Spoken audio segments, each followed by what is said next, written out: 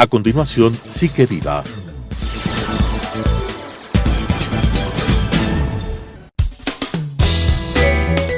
Clasificación A. Apto para todo público.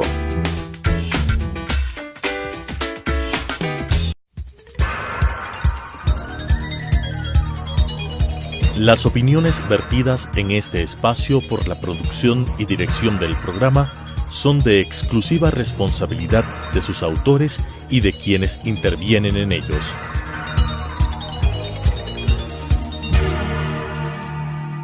Telesucesos Canal 29 UHF presenta Psique Viva, un espacio interactivo de información sobre psicología en la actualidad, con la conducción de Natalia Cisneros y Elisa Narváez.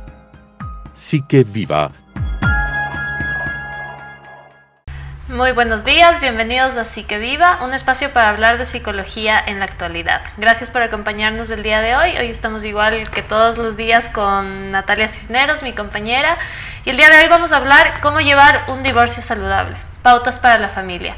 Un tema que está muy en boga actualmente, ¿no? Totalmente. Hemos escogido hablar del divorcio porque en nuestra práctica privada nos llegan siempre pacientes que vienen de familias tal vez separadas, que se están divorciando, o madres de familia que vienen atravesando un proceso doloroso. Es decir, el divorcio es un tema que compromete el bienestar psicológico si no lo sabemos llevar bien. Y realmente cada vez aumentan más las estadísticas y cada vez aumenta más la cantidad de gente que se divorcia. Entonces es súper necesario entrar en el tema para que sea un proceso no tan difícil, a pesar de que en sí el divorcio ya es un tema difícil para la familia y no se diga para los hijos. Exactamente. Cuando hay hijos involucrados, cuando hay hijos en el proceso de divorcio, las cosas se vuelven un poco más complejas. Y también depende de cómo se lleva el divorcio. ¿Es un divorcio amigable? ¿Es un divorcio tenso? ¿Qué motivos llevaron al divorcio? Entonces empecemos hablando de, vamos a hablar esta edición, vamos a hablar un poco de qué es el divorcio, antecedentes, qué pasa cuando hay un divorcio, qué factores pueden llevar a un divorcio. Y en la siguiente edición que hablemos sobre el divorcio, vamos a hablar un poco sobre qué se puede hacer cuando hay hijos involucrados. Entonces, el divorcio, sabemos qué es un divorcio, qué es una separación. Es uno de los fenómenos de la modernidad. Porque recordemos que en las sociedades, en la historia de las sociedades, del divorcio no era permitido, especialmente en países, por ejemplo, como el nuestro, con un bagaje católico.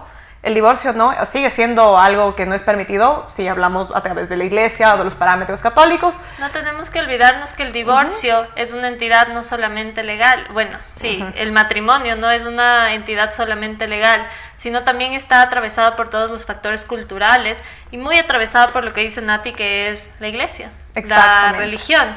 Y como sabemos, en nuestra cultura, en nuestro país, estamos muy atravesados, nuestra cultura está muy atravesada por la religión, que es principalmente el catolicismo, ¿no? Exactamente. Entonces, ¿desde cuándo hay el divorcio en nuestra sociedad, verdad? El divorcio es un fenómeno del siglo XX y siglo XXI, y de hecho, no sé si ustedes sabían, el divorcio entra en la ley ecuatoriana el 30 de septiembre de 1910. Ahí es cuando se introduce el divorcio por mutuo acuerdo. Entonces, es algo relativamente, podemos decirlo, reciente, ¿verdad? Y a lo largo de los años, al principio, era algo tabú, no era algo normal, no era algo común, y conforme ha avanzado la sociedad, ha habido movimientos feministas, movimientos de liberación sexual, el divorcio cada vez se ha vuelto algo más común y ya no es tabú. Todos miran a su alrededor, siempre conocemos a alguien que se está divorciando, se ha divorciado, o hay divorcios dentro de la familia, sus tíos, sus primos.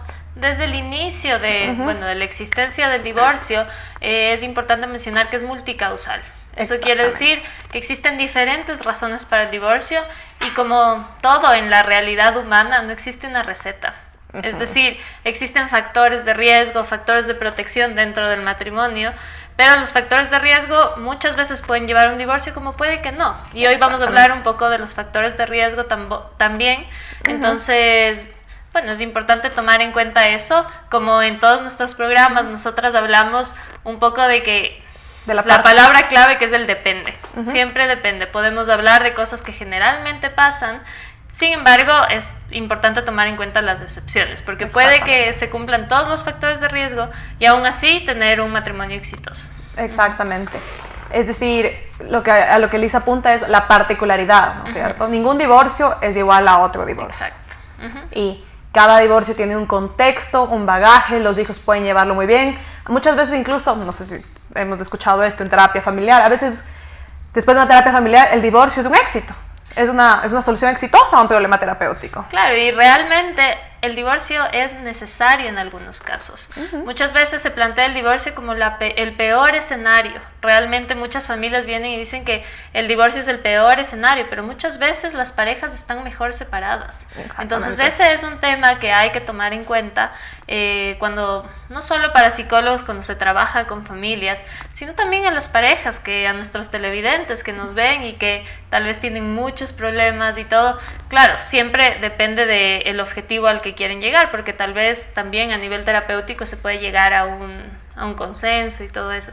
Sin embargo, ya hablamos del divorcio. Ajá, claro, se puede reparar una relación o tal vez se puede reparar una relación por medio de una separación. Pero bueno, básicamente un divorcio, aquí estamos hablando de divorcio cuando una pareja está casada de acuerdo a la ley, ¿no es cierto? Pero también podemos hablar de un divorcio o una separación cuando hay, por ejemplo, la unión libre, ¿verdad? Cuando estás 3 años, 4 años viviendo con tu pareja, ya tienes los mismos derechos que tienen las parejas casadas y de repente te separas. Eso también es un tipo de divorcio, por así decirlo. Entonces, las connotaciones, los factores de riesgo, de protección y las consecuencias y secuelas que dejan el divorcio también se aplican en las separaciones de las familias, cuando no hay un matrimonio legal en sí. Exactamente. Entonces, bueno, las estadísticas del divorcio han ido aumentando paulatinamente a lo largo de las décadas y a lo largo de los diferentes fenómenos sociales que se han ido dando. Uno de ellos es que la mujer se ha involucrado más en el mundo laboral. Exactamente. Y antes de explicar por qué esto es un factor que ha hecho que las estadísticas aumenten, vamos a contarles un poco cómo están las estadísticas. Por ejemplo, en Estados Unidos, la estadística que hemos encontrado es la del 2012, es un poco ya antigua, pero dice que el 50% de los matrimonios terminan en divorcio. Es realmente un porcentaje sumamente alto. Es Actualmente altísimo. El 50%, es decir, que 1 de cada 2 parejas se separan. Exactamente, es altísimo. Bueno, eso nos lleva también a cuestionarnos la idea del matrimonio, ¿no? ¿Qué está pasando ahí en el matrimonio? Y también, por ejemplo, hay estadísticas para Estados Unidos del número de matrimonios. Por ejemplo, 41% de los primeros matrimonios terminan en divorcio, 60% de las segundas nupcias terminan en divorcio y 73% de las terceras nupcias terminan en divorcio. Entonces vemos que, o sea, tal vez mientras más le apuestan al matrimonio, más alto es el porcentaje de divorcio, lo que puede ser un poco curioso. Y a mayor número de matrimonios, mayor es la probabilidad de que exista un tercer o segundo divorcio. Entonces sí, es importante tomar en cuenta estas estadísticas también al momento de muchas veces tomar decisiones y todo eso. Exactamente, y también preguntémonos por qué puede ser, porque tal vez no se ha trabajado qué causó el primer divorcio, causa lo mismo el segundo y el tercero. Entonces hay algo que ahí se repite y que tal vez, por ejemplo, yendo a una terapia o acudiendo a profesionales, puede romper estos patrones. Pero bueno, más allá de las estadísticas de Estados Unidos, les contamos un poco cuáles son las estadísticas ecuatorianas, que eso les debe causar curiosidad. Entonces, entre el 2006 y el 2016, en esta década, los divorcios aumentaron un 83.45%. Al pasar de 13.981 matrimonios a 25.468. Imagínense, o sea, aumentaron casi, o sea, ya estamos cercanos al 100%. Al 100% realmente. Es como casi se duplica el número de divorcios que de lo que existía en el 2006. Mientras que los matrimonios en el Ecuador cayeron un 22.01%. Eso quiere decir que la gente se casa menos. 22% menos que en épocas pasadas antes del 2006. Exactamente, entonces imagínense, la gente se casa menos y se divorcia más. Es un fenómeno curioso. Y estos son de acuerdo a los datos publicados por el INEC en el Anuario de Estadísticas Vitales, Matrimonios y Divorcios. Entonces son los últimos datos que hemos tenido del divorcio en el Ecuador. Entonces, ¿qué está pasando? ¿Verdad? Bueno, existen algunos predictores del divorcio, que es justo lo que hablábamos antes, de los factores de riesgo y los factores de protección, que también existen dentro de los matrimonios o las uniones libres. Entonces, los predictores del divorcio existen en realidad 2 tipos de predictores, que es los macro y los micro. Nati nos va a explicar un poco de los macro y después yo les explicaré de los micro. Ya, pero antes también, antes de entrar a ver cuáles son exactamente estos factores, entendamos que los factores macro son aquellos que ven la cultura como un todo hacia las tasas de divorcio mayores o menores, es decir, fenómenos culturales, o sea, fenómenos que abarcan a toda la sociedad. Por ejemplo, a nivel religioso, ¿verdad? ¿Cuál es la influencia de la religión? En países donde hay la religión tiene una mayor influencia, el divorcio a veces tiende a ser menos por motivos religiosos, por ejemplo, en países musulmanes, en otro tipo de países donde la religión y las relaciones se conceptualizan de otra manera. Entonces, esto es como un ejemplo de un factor macro que abarca toda la cultura. Y de ahí, ¿qué son los factores micro? Son las influencias y son los factores específicos que mueven a las parejas al divorcio, es decir, ya al caso por caso. Algo más individual, de la familia por familia o de la pareja por pareja, o incluso si hablamos de las personas individualmente, ¿no? Porque también hay motivos y movimientos individuales que generan un divorcio. Exactamente. Y por ejemplo, los factores macro son más estudiados por los sociólogos, los demógrafos, los economistas, historiadores, especialistas en política y académicos del derecho. Mientras que los factores micro, vamos a hacer énfasis en eso, son de interés principal para, por ejemplo, psicólogos o la gente que estudia las familias y también los terapeutas, ¿verdad? Entonces, ¿qué factores tenemos a nivel macro? ¿Qué nos puedes contar, Elisa? Bueno, a nivel macro tenemos los factores demográficos, que habla sobre los autores, es decir, las parejas en sí. Se dice que a mayor edad, mayor edad de matrimonio, menor es la probabilidad de divorcio. Eso quiere decir que mientras más jóvenes la gente se case o se una, la probabilidad de divorcio es más alta. Estos son factores de riesgo, pero no significa que es un hecho en sí. También tenemos los factores legales. Antes de que salten los factores legales, quisiera como discutir un poquito, ¿por qué crees que ahora las investigaciones dicen que mientras más edad tienes al casarte, menor es la probabilidad de que te divorcies? ¿Tú qué crees de eso? Esa es una muy buena pregunta. Creería realmente que cuando tienes más edad, tienes muchos otros factores controlados en tu vida, por así decirlo. Hay una realización personal mucho más alta y eso implica que cuando estás bien contigo mismo, puedes estar bien también con una pareja. Y creo que se basa más en eso, porque generalmente no nos olvidemos que antiguamente las mujeres no trabajaban, por ejemplo. Entonces eso generaba una dependencia del hombre, de la pareja. Actualmente las mujeres también se realizan laboralmente y esta realización doble genera parejas más estables. Especialmente en un mundo tan complejo, donde ahora hay que tener una carrera, hay que estudiar, hay que trabajar en diferentes lugares, hay que ganar experiencia, entonces... No nos olvidemos que las exigencias sociales cada vez son mayores en nuestra sociedad y eso genera mucho estrés.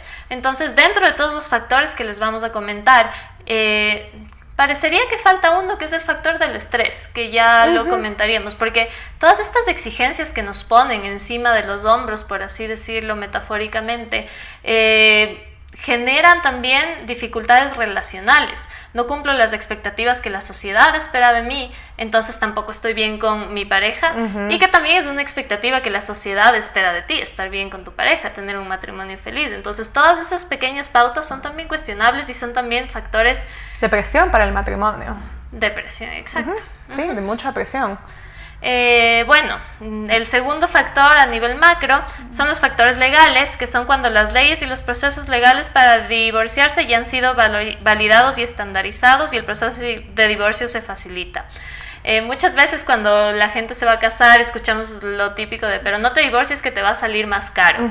Entonces es real que antes era mucho más, bueno, en la antigüedad era mucho más difícil y más complejo divorciarse, es decir, que los procesos legales y eran mucho más costosos, ¿no? Y además había mucho más tabú alrededor de todo esto. Estigmas sociales, exacto. Estigmas sociales, no habían leyes claras. Ahora ya es un proceso estandarizado, depende de cómo sea tu divorcio, mutuo acuerdo, no es de mutuo acuerdo, demanda de divorcio.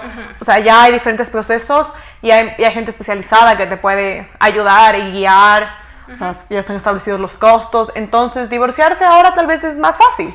Incluso existen actualmente mediadores, que sí, son abogados y bueno, muchas veces son no abogados sino mediadores de divorcio, que eso facilita también llegar a un acuerdo, muchas veces sin atravesar instancias legales importantes como las personas divorciadas, como las personas que tienen un divorcio difícil.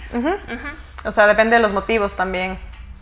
Bueno, y entonces los otros factores a nivel macro son el económico, Y es cuando ahí está relacionado con lo que mencionaba Elisa, porque pensemos en 1950, 1960, cuando las mujeres todavía tal vez eran amas de casa o el rol de la mujer era casarse, tener hijos, las mujeres dependían económicamente de sus esposos, entonces el divorcio no era una opción.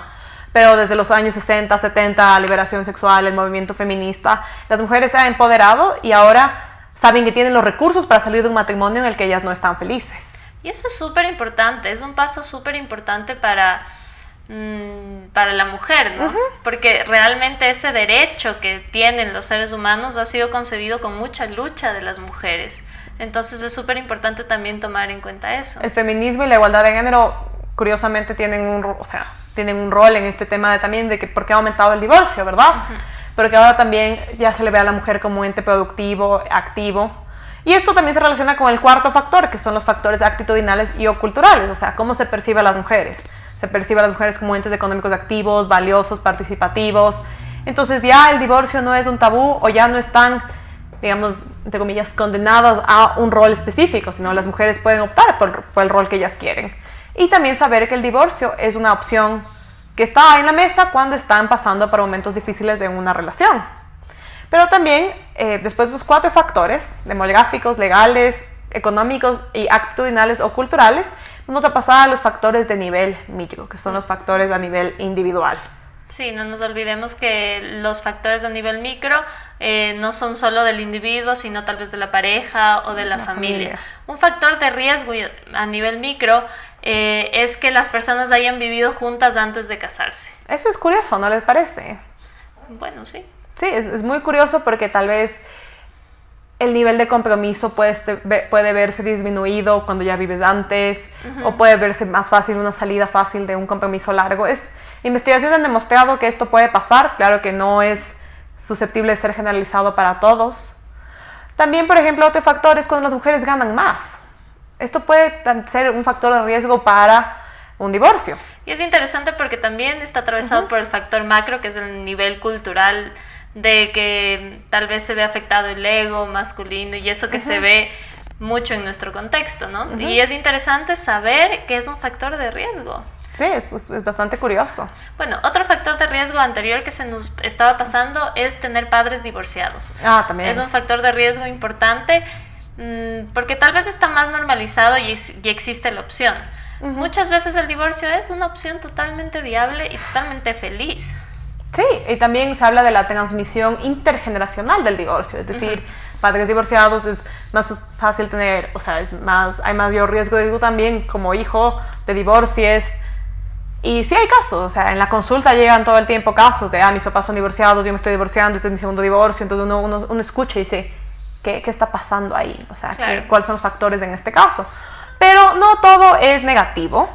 Hay factores de protección también. Sí, sin embargo, antes de pasar, me gustaría mencionar algo súper importante, que es el efecto que tiene el divorcio en los niños. Una cosa es divorciarse o separarse cuando solo está la pareja y que el divorcio o la separación sea caótico solo estando la pareja, y es muy, muy diferente cuando hay niños involucrados. Porque el manejo de la situación requiere un abordaje diferente y tal vez con que se involucren más profesionales, y eso es algo que se tiene que abordar en los momentos adecuados porque después es algo mucho más difícil para los niños.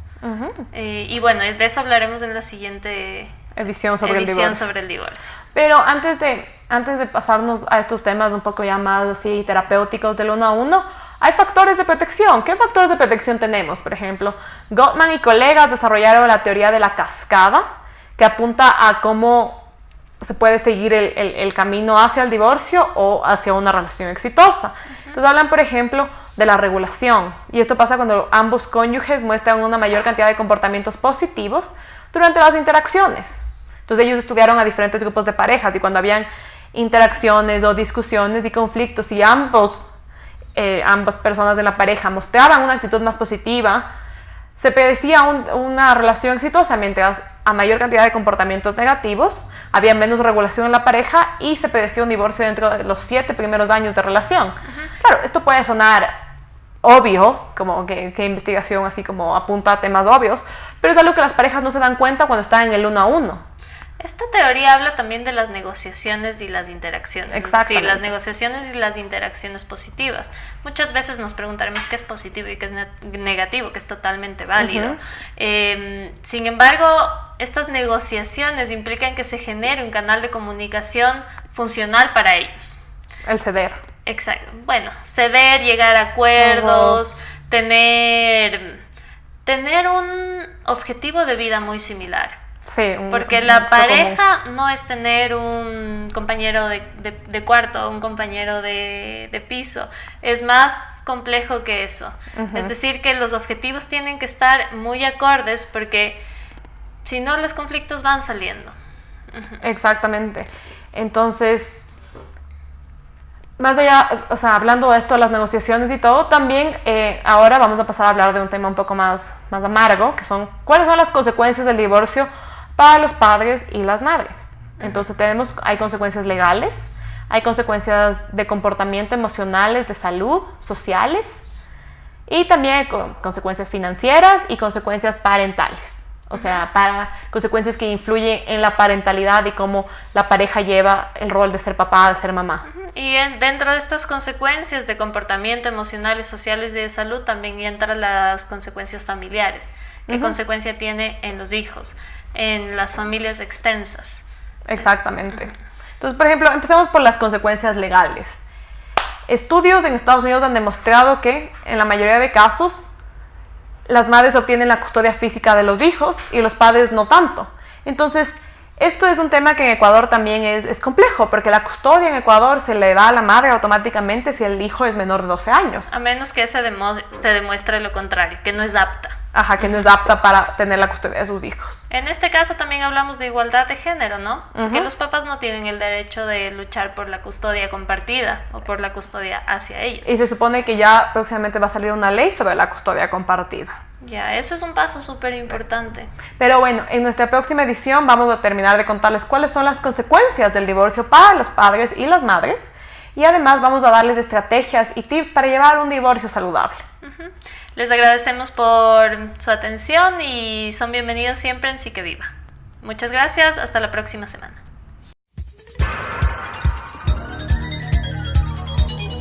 Las opiniones vertidas en este espacio por la producción y dirección del programa son de exclusiva responsabilidad de sus autores y de quienes intervienen en ellos.